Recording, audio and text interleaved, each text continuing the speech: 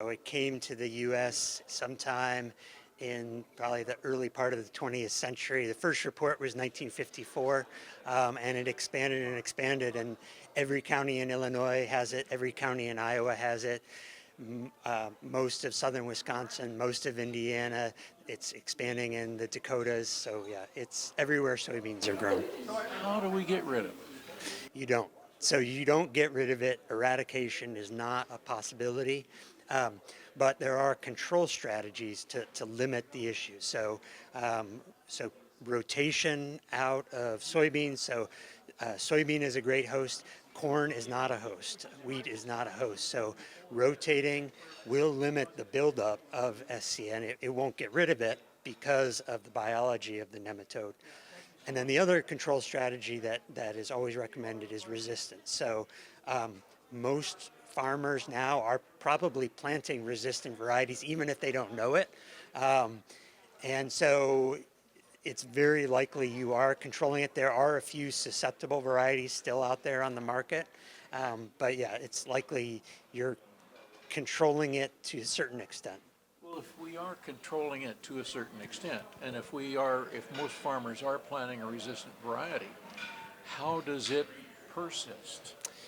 Well, so one issue is that we have very sort of diverse populations of nematodes out there. And so there are populations out there that can reproduce and grow on the main resistant variety or the main source of resistance that we're deploying. And so those populations that are able to grow and reproduce on those sources of resistance, they'll have babies, and then those babies will have babies, and you get a buildup. And so slowly over time, and we're talking years here, the SCN populations can shift such that they're able to reproduce on this source of resistance. And that's really where we're at now, is we're in that transition period where the main source of resistance that we've been using, called 88788, is becoming less effective. It's still has efficacy compared to susceptible, but it's not as effective as it was 20, 25 years ago. But will Peking not become resistant to, or being able to live on Peking? Yeah, and that's the risk, is that so the other big source of resistance, and I say big loosely because probably only 10% of commercial varieties have Peking.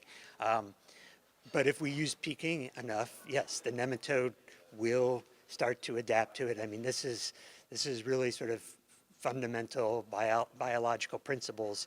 Just like you use the same herbicide over and over and over again, and for herbicide-resistant crops, and eventually the weeds start to adapt. So it's inevitable. You try to using the same control strategy, and nature has a way of clawing back. So there's really no chemical opportunity to decimate soybean cyst nematode. No, I mean, so in the old days before resistance was around, there were more labeled sort of general active nematicides.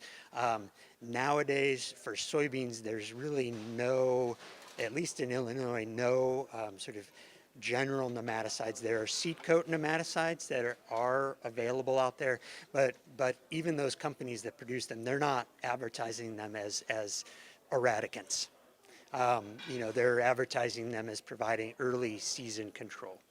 So yeah, so no, there's nothing out there that will eradicate it. So farmers just gotta suck it up and live with it then.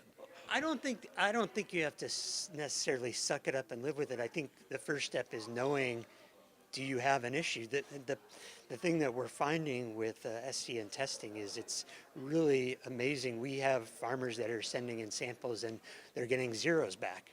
Great, what they're doing is working, but we have other farmers that have really, really high counts, and it's impossible just by looking at your field to know. So you really have to do testing.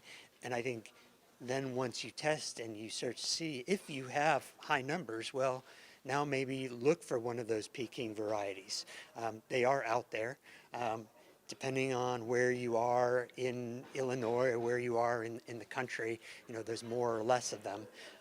But if you're getting zero counts, okay, well, what you're doing is probably working, but it may not work forever. So we don't recommend just testing once and then forgetting about it for the rest of your life. So it's one of those things you just need to do periodically.